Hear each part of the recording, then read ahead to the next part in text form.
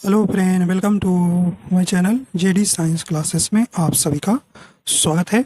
जैसा कि हम UP police constable re exam जो के लिए जो है हिंदी के प्रैक्टिस सेट कर रहे हैं विजय श्रृंखला। ठीक है, तो आज का हमारा यह प्रैक्टिस सेट नंबर 8 होगा। ठीक है, आशा करता हूँ आप सभी अच्छे होंगे और आपकी तैयारी अच्छी चल रही होगी। ठीक है, आइए देखते हैं। पहला प्रश्न है, खड़ी बोली का प्रथम महाकाव्य कौन सा था, ये आपको बताना है। ऑप्शन ए करें साकेत, ऑप्शन बी करें, ऑप्शन सेकंड करें कि नीरजा, ऑप्शन थर्ड करें परिप्रवास, ऑप्शन फोर करें कि कामायनी। बताइए भी सही ऑप्शन आपका यहाँ हो जाएगा। राइट आंसर कौन सा हो जाएगा? ऑप्शन नंबर यहाँ पे सही हो जाएगा, तीसरा हो जाएगा परिप्रवास। ठीक है, खड़ी बोली का प्रथम महाकाव्य कौन सा है? परिप्रवास। ठीक है, तो इसके आपसे लेखक भी पूछा जाता है कि ये इस प्रवास किसने लिखा था, तो आप बताएंगे अयोध्या सिंह उपाध्याय हरि औध। ठीक है, साकेत की रचना कौन है भी? ये मैथिली शरण है। ठीक है, मैथिली शरण गुप्त हैं। नीरजा महादेवी वर्मा की रचना है। कामायनी के रचनाकार कौन है? जयशंकर प्रसाद है। ठीक है, तो ये आपको भी ध्यान रखना है, ये रचनाएं सभी क्या है? महत्वपूर्ण है। ठीक है, आइए देखते हैं अगला है, खड़ी बोली हिंदी का प्रथम कवि कौन माना जाता है, ये आपको बताना है। करें तुलसीदास, गुरु गोविंद सिंह, नानक या अमीर खुसरो। राइट आंसर आपका यहाँ पर हो जाएगा, कौन है भी? सही ऑप्शन हो जाएगा, ऑप्शन फोर हो जाएगा, अमीर खुसरो जो हैं ये खड़ी बोली हिंदी का प्रथम कवि माने जाते हैं। ठीक है, ऑप्शन नंबर चौथा यहाँ सही हो जाएगा। ठीक है, ये जो है सितार और तबला के आविष्कारक भी थे। ठीक है, भारत का तोता जिसे तोती ए हिंद किसे कहा जाता है, ये भी पूछा जाता है आपसे जीएस में, तो अमीर खुसरो हैं। ठीक है, और इनका जन्म आप जानते हैं एटा यूपी पटियाली नामक कस्बे में 1253 ईस्वी में जो है इनका जन्म हुआ था। ठीक, तो एटा यूपी में आपको ध्यान रखना है। ठीक है, आइए देखते हैं अगला है।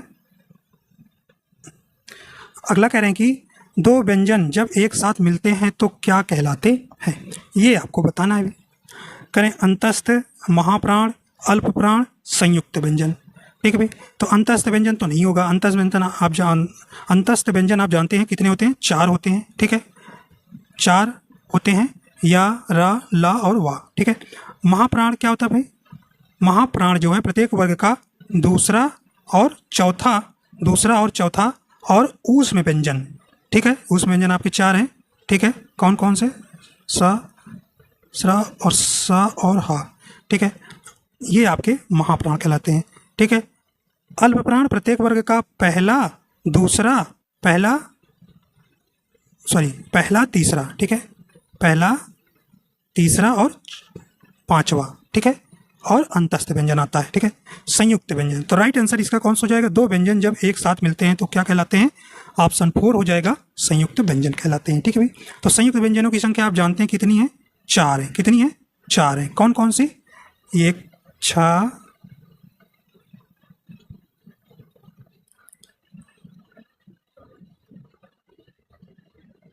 कौन सा?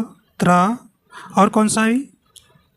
ज्ञा और स्रा। ठीक है, ये जो है यहाँ आपके जो हैं 4 जो हैं संयुक्त व्यंजन। इनसे पूछा जाता है ये किनसे मिलकर बने हैं। ठीक है, तो ये आपको बताते हुए देखिए, छा ये किससे मिलता है? का हलन प्लस स्रा। ठीक है, और अगला कौन सा है? ज्ञा, किससे मिलकर बनता है? ज्या हलंत प्लस या। ठीक है, और त्रा ये किससे मिलकर बना हुआ? ता हलंत रा से। ठीक है, और अगला है स्रा। ठीक है, ये किससे मिलकर बना हुआ है? स्रा हलंत प्लस रा से। ठीक है, तो ये आपको यहाँ पर ध्यान देना है। ठीक है, तो ये किससे मिलकर बने हुए हैं ये भी आपको ध्यान देना है। ठीक है, तो संयुक्त व्यंजनों की संख्या 4 है। आइए देखते हैं अगला है, करें कि आगमन में उपसर्ग है, ये आपको बताना है। देखिए, गमन जो है मूल शब्द हो गया। ठीक है, प्लस आपका बड़ा आ क्या हो गया? उपसर्ग हो गया। ऑप्शन आपका पहला ही यहाँ सही हो जाएगा। ठीक है, बड़ा आ। अगला देखते हैं, कह रहे हैं कि प्रति उपसर्ग किस भाषा में आया है? कह रहे अंग्रेजी, हिंदी, संस्कृत या फारसी। सही ऑप्शन आपका यहाँ हो जाएगा ऑप्शन नंबर तीसरा हो जाएगा, संस्कृत से आया। ठीक, तो ऑप्शन नंबर तीसरा यहाँ सही हो जाएगा। जैसे प्रतिदिन, प्रतिदिन में उपसर्ग पूछे किस में भी कौन सा उपसर्ग है, तो प्रति। अगला देखते हैं, करें कि पश्चिम में प्रत्यय है, आपको पश्चिम में प्रत्यय बताना है। राइट आंसर आपका यहाँ हो जाएगा, सही ऑप्शन कौन सा हो जाएगा, ऑप्शन नंबर 4 हो जाएगा। ठीक है,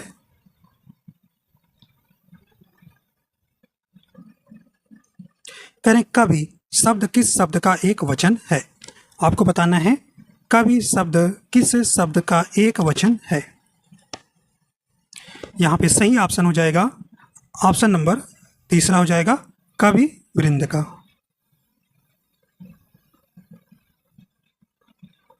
सप्ताह में 7 दिन होते हैं, प्रस्तुत वाक्य में दिन दिन शब्द है, करें स्त्रीलिंग है, उभयलिंग है, पुल्लिंग है या कुछ भी नहीं।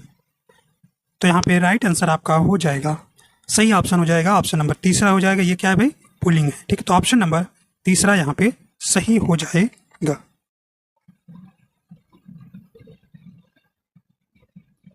अगला देखते हैं, करें कि निम्न में अनिश्चयवाचक सर्वनाम कौन सा है। यहाँ पे आपको अनिश्चयवाचक सर्वनाम बताना है। सही ऑप्शन आपका यहाँ हो जाएगा, करें कोई, मैं, वह, जो। सही ऑप्शन हो जाएगा ऑप्शन नंबर पहला हो जाएगा, कोई। कोई जो है कैसा शब्द है, ये अनिश्चयवाचक सर्वनाम है। ठीक है, सर्वनामों की संख्या कितनी है, 6। ठीक है, जो शब्द कैसा है, संबंधवाचक सर्वनाम। ठीक है, अगला है, पर्वती कौन सा विशेषण है। यहाँ पे पर्वती में कौन सा विशेषण है, ये आपको बताना है। ठीक है, सही ऑप्शन आपका यहाँ हो जाएगा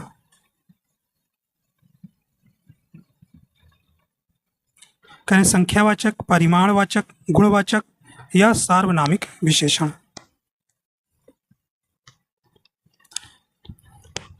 राइट आंसर हो जाएगा ऑप्शन तीसरा हो जाएगा, गुणवाचक विशेषण। ठीक है, तो ऑप्शन नंबर तीसरा आपका यहाँ सही हो जाएगा। ठीक है भाई, गुणवाचक विशेषण क्या होता है, जिन विशेषण शब्दों से संज्ञा अथवा सर्वनाम शब्दों के गुण, दोष, आकार, रंग आदि का बोध हो, उन्हें हम गुणवाचक विशेषण कहते हैं। ठीक है, जैसे भला बुरा, मोटा काला, गोल चकोर, नया पुराना, भीतर बाहर। ठीक है, तो ये आपका ऑप्शन नंबर तीसरा यहाँ सही हो जाएगा। ठीक है, देखिए संख्यावाचक जानते हैं, जिन विशेषण शब्दों से संज्ञा या सर्वनाम की संख्या का बोध हो, उसे हम संख्यावाचक विशेषण कहते हैं। ठीक है, यह जो है 2 प्रकार का होता है, निश्चित संख्यावाचक विशेषण, अनिश्चित संख्यावाचक विशेषण। ठीक है, परिमाणवाचक आप जानते हैं, परिमाणवाचक विशेषण के भी 2 भेद होते हैं, निश्चित परिमाणवाचक, अनिश्चित परिमाणवाचक। ठीक है, और जिसे सार्वनामिक विशेषण आप जानते हैं, जिसे निजवाचक भी कहते हैं, संकेतवाचक भी कहते हैं। ठीक है, अगला है, करें पंछी पानी पीते हैं, इसका कर्मवाच्य रूप आपको बताना है। यहाँ पे सही ऑप्शन हो जाएगा, तो राइट आंसर हो जाएगा ऑप्शन नंबर पहला हो जाएगा, पंछियों से पानी पिया जाता है।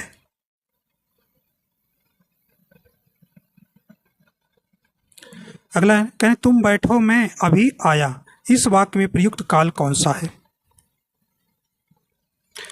राइट आंसर हो जाएगा, कहें तुम बैठो मैं अभी आया, करें भविष्यकाल, संभाव्य भूतकाल, वर्तमान काल या भूतकाल। राइट आंसर हो जाएगा का यहाँ सही ऑप्शन हो जाएगा तीसरा हो जाएगा, वर्तमान काल हो जाएगा। ठीक है, ऑप्शन नंबर तुम बैठो मैं अभी आया, मतलब कि अभी वर्तमान का ये वाक्य हो जाएगा। ठीक है, ऑप्शन तीसरा सही हो जाएगा। ठीक है, देखिए वर्तमान काल के कुल कितने भेद हैं, 5 भेद हैं, भूतकाल के 6 भेद, भविष्य काल के 3 भेद होते हैं। ठीक है,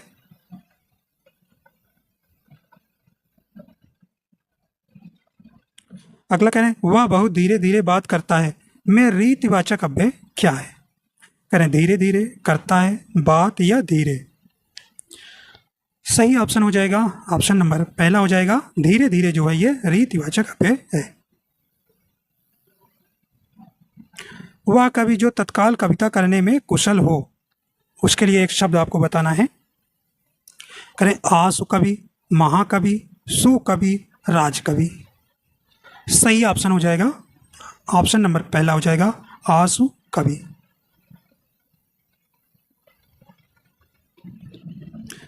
करें रात में घूमने वाला के लिए एक शब्द होगा, ये आपको बताना है। रात में घूमने वाला के लिए एक शब्द होगा। राइट आंसर हो जाएगा कौन सा हो जाएगा भी? यहाँ पे राइट आंसर ऑप्शन पहला हो जाएगा निशाचर।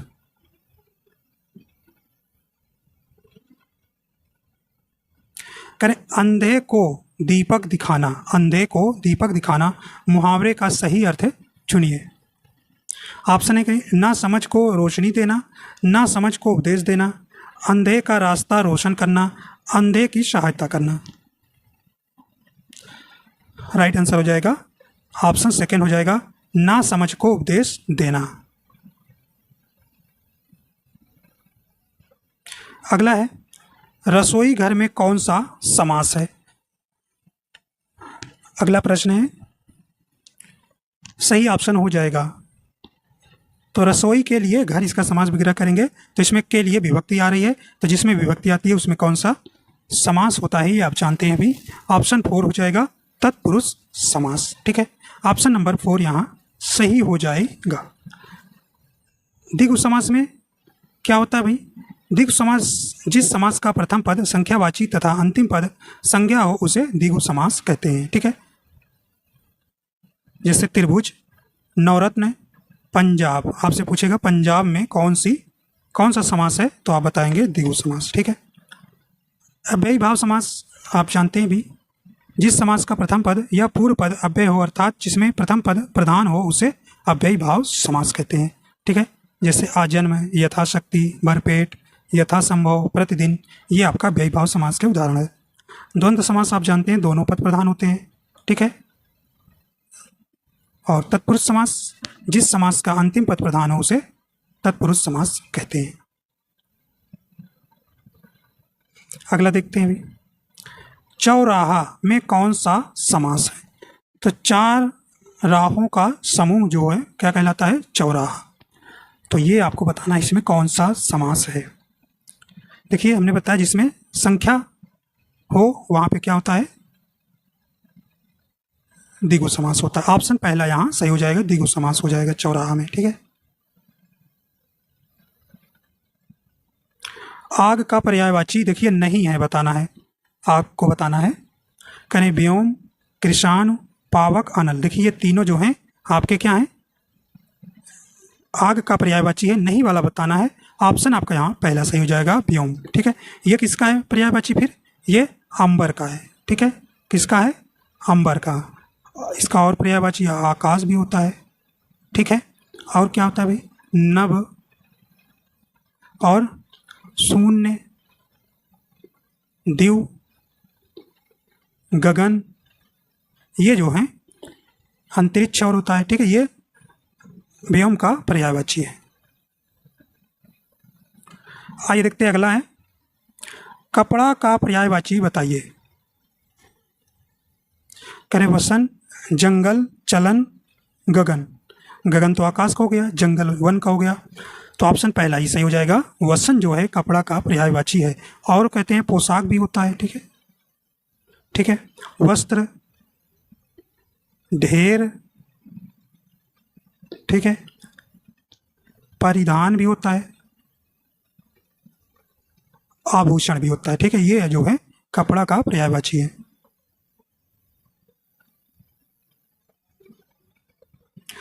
करे अंक, अंक शब्द का अनेकार्थी शब्द नहीं है, नहीं वाला आपको बताना है। देखिए ये अंक वाला परीक्षा में बार बार पूछा जाता है। देखिए गोंद होता है, चिन्ह होता है, संख्या होता है, लेकिन अंग नहीं होता। ऑप्शन 4 यहाँ सही हो जाएगा। ठीक है,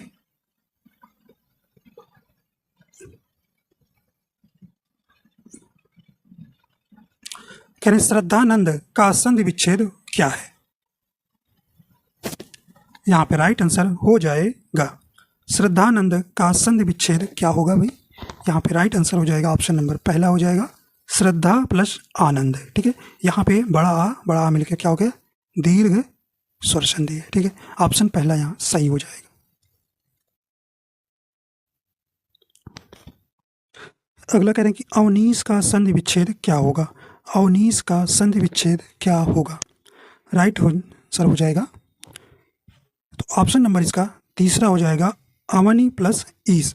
तो छोटी ई प्लस बड़ी ई मिलकर क्या बना? बड़ी ई, तो अवनीश हो गया। ऑप्शन नंबर तीसरा सही हो जाएगा। अगला है निम्नलिखित में से कौन सा शब्द शब्द अलंकार नहीं है? तो इसमें आपको बताना है शब्द अलंकार का भेद कौन सा नहीं है।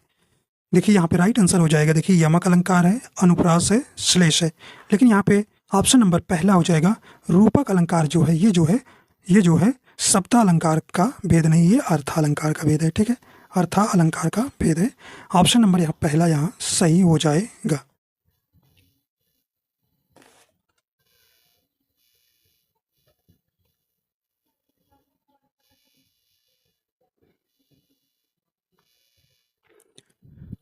अगला करें कि काली घटा का घमंड घटा पंक्ति में कौन से अलंकार का प्रयोग है किया गया है? यहाँ पे बताना है। करें यमक अलंकार, अन्योक्ति अलंकार, श्रेष्ठ अलंकार या उत्प्रेक्षा अलंकार।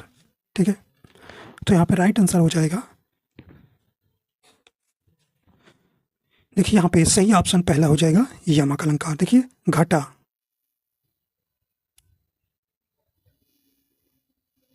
देखिए घटा जो शब्द आया है, घटा शब्द का पहले घटा का अर्थ है क्या है भी? बादल। ठीक है, बादल, और दूसरे का क्या है? कम होना, कम होना। ठीक है, तो इस कारण से यहाँ पे जब एक ही शब्द एक से अधिक बार आए और उनका जो है अर्थ अलग अलग होता है, तो वहाँ कौन सा अलंकार होता है? वहाँ यमक अलंकार होता है। तो ऑप्शन नंबर यहाँ पहला ही आपका सही हो जाएगा। ठीक है, अगला है करें मेरे तो गिरधर गोपाल दूसरो न कोई, जाके सिर मोर मुकुट मेरो पति सोए। निम्नलिखित में से कौन सा रस है? चयन कीजिए। यहाँ पर रस आपको बताना है, तो यहाँ पे राइट आंसर हो जाएगा, तो यहाँ पे राइट आंसर ऑप्शन तीसरा हो जाएगा श्रृंगार रस। ठीक है, देखिए श्रृंगार इस तरह से लिखा जाएगा। ठीक है, ये सही है। ठीक है, तो ऑप्शन नंबर तीसरा यहाँ पे सही हो जाएगा। ठीक है, श्रृंगार रस का स्थायी भाव आप जानते हैं क्या होता है? रति होता है। हास्य रस का हास होता है, शांत रस का निर्वेद होता है, और करुण रस का शोक होता है। ठीक है, तो रसों की संख्या कितनी है? 9 है। अगला देखते हैं चौपाई के प्रत्येक चरण में कितनी मात्राएं होती हैं? ठीक है, चौपाई के 4 चरण होते हैं और उनमें कितनी कितनी मात्राएं होती हैं? राइट आंसर आपका यहाँ हो जाएगा पहला नंबर 16। ठीक है, प्रत्येक चरण में 16 मात्राएं होती हैं। ऑप्शन नंबर पहला सही हो जाएगा। ठीक है, रोला में 24 मात्राएं होती हैं, 24। ठीक है, गीतिका में 26 और हर गीतिका में 28 मात्राएं होती हैं। ठीक है, और ये जो है चौपाई कैसा छंद? ये सममात्रिक छंद है।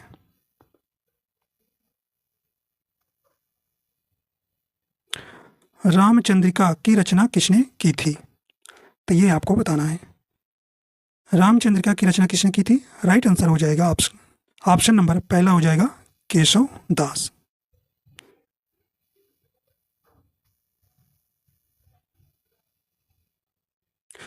अगला है ज्ञानदीप किसकी रचना है? सही ऑप्शन हो जाएगा, ये किसकी है? ज्ञानदीप किसकी रचना है? ये शेख नबी की है। ऑप्शन नंबर चौथा यहाँ सही हो जाएगा। अगला है हल्दी घाटी के रचनाकार कौन है? यहाँ पे आपको बताना है हल्दी घाटी के रचनाकार कौन है? राइट आंसर हो जाएगा ऑप्शन नंबर तीसरा यहाँ सही हो जाएगा, श्याम नारायण पांडे है। ठीक है, ऑप्शन नंबर तीसरा यहाँ सही हो जाएगा। अगला है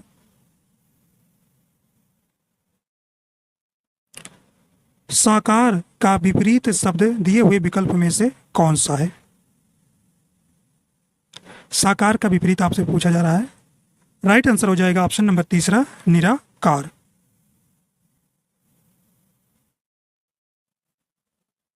अगला है स्वार्थ का विलोम होगा।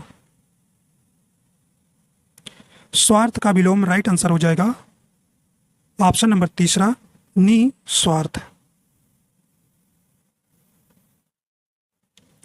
अगला है पंजाब में हिंदी का प्रचार किसने किया। राइट आंसर हो जाएगा आपका यहाँ करें लल्लू लाल, राजा राम मोहन राय, सदल मिश्र या श्रद्धा लाल फुल्लौरी। राइट आंसर चौथा हो जाएगा, श्रद्धा लाल फुल्लौरी जो है पंजाब में हिंदी का प्रचार किया। संज्ञा का भेद नहीं होता। यहाँ पे राइट आंसर आपका यहाँ हो जाएगा, देखिए भाववाचक संज्ञा होती है, जातिवाचक होती है, व्यक्तिवाचक होती है और द्रव्यवाचक होती है और समूहवाचक संज्ञा होती है। संज्ञा के 5 भेद हैं, ठीक है, लेकिन निजवाचक नहीं होता, ठीक है। यह जो है सर्वनाम का एक भेद है। ऑप्शन नंबर पहला यहाँ सही हो जाएगा। जिस पर आक्रमण हो के लिए एक शब्द है। राइट आंसर हो जाएगा ऑप्शन नंबर पहला हो जाएगा, आक्रांत। अगला है पति के द्वारा छोड़ दी गई स्त्री के लिए एक शब्द होगा।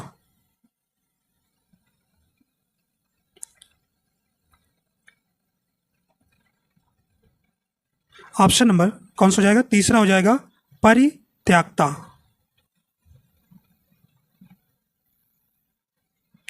अगला है कलश का पर्यायवाची है। यहाँ पे राइट आंसर हो जाएगा, कलश का पर्यायवाची शब्द कौन सा है। ऑप्शन नंबर पहला हो जाएगा, कुंभ, ठीक है। तो इस प्रकार आपके 37 प्रश्न पूरे हो जाते हैं, ठीक है। तो आशा करता हूँ ये आपको पसंद आया। अगर पसंद आया तो लाइक एंड शेयर कर दीजिएगा। अगर चैनल पर नए हैं तो चैनल को सब्सक्राइब कर लीजिएगा और बेल आइकन प्रेस कर दीजिएगा ताकि आपको नोटिफिकेशन मिलता रहेगा, ठीक है। तो वीडियो देखने के लिए आपको बहुत बहुत धन्यवाद।